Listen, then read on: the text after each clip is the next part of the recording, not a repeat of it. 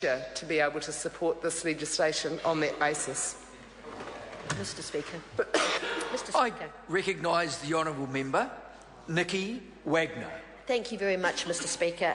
I too am very pleased to be able to support this bill, the Kaikoura Marine Management Bill. I'm really pleased because it is an exciting day for the people of Kaikoura, many of whom have been involved in the Te Korowai o Tutai o Marokura project for over 7 years, working on coming up with an innovative and different way to protect their marine process and to protect their marine environment. It is a collaborative process, and it's worked very well. It's had locals from all around the community representing all different stakeholders working to get this protection of the Kaikoura that they love correct. Now, if you think about marine protection, Kiwis are very keen on marine reserves. They're particularly keen on marine reserves that are not where they go fishing. Not where they go fishing. Now, as you know, that fishing is one of our most popular pastimes in New Zealand, and fishers tend to be very passionate about their secret fishing spots, and they visit them regularly.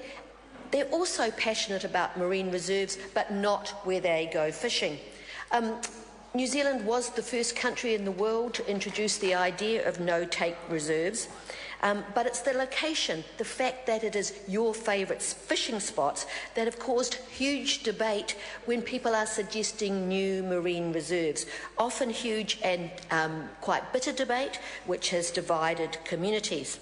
And it was not until the Fiordland, or the guardians of Fiordland, got together and developed a stakeholder model that they could work with the community around the areas, the people that go fishing there, the people that have tourists, the people who conservationists, the people that are really involved in their area, and got them together, and that they could come up with a mutually agreed process, and they could come up with some marine protection that everybody could sign off on it.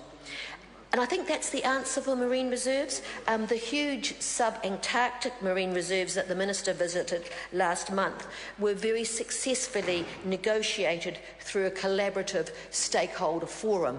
And I think that's what it's all about. We do want to protect our marine reserves. Some of us have vested interests in certain spots, but if we can get together and we have a bit of a give and take, we can come up with something that really works. And so now we have Te Korowai, and this is an example of a very successful collaborative community process, and it has really delivered an intelligent and well-supported, comprehensive marine package for the area. It's innovative, it's different, and it has different levels of protection right across that Kaikoura coast. First of all, it provides for the Te Hikorangi Marine Reserve, and that covers 10,416 hectares, so it's a very large area, and it protects all the species in the area, including whales and fur seals, but it also protects that very unique, hugely deep submarine canyon, which goes along the Kaikoura coast for about 23 kilometres. It also protects the other natural marine habitats in the area.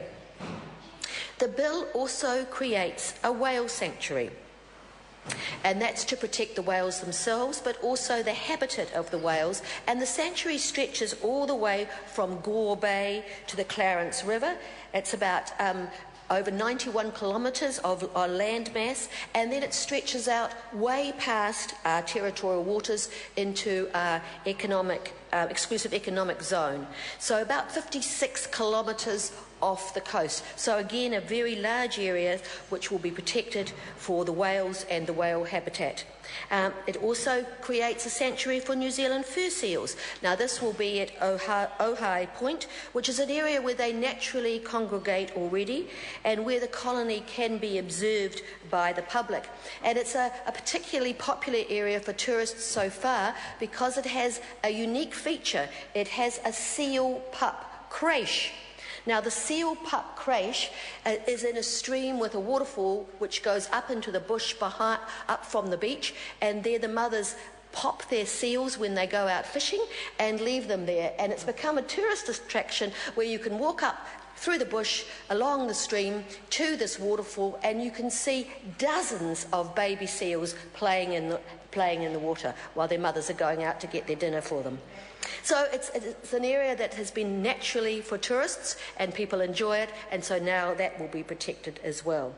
There will also be some customary fishing protection through a to Taiapuri and Bataitai, and finally there has been significant changes to fishing regulations, and again this is an interesting story. Locals have got together and they've looked at it, they've reduced the bag catches on some species, they've actually made some prohibition on other species, and they've reduced the legal take sizes. And I was very interested to hear this weekend when I was at Kaikoura, fishermen talking about, oh well, we really can't take our whole bag because those Korowhai people won't like it. So they're actually already reducing their take for the future so that they can protect their marine environment. So I very much like to congratulate the people of Kaikoura. It has been a long haul, 7 years, a great collaborative process. Everybody's been involved. It's leading to an excellent bill which we'll be very pleased to put through the Local Government and Environment Select Committee. Thank you.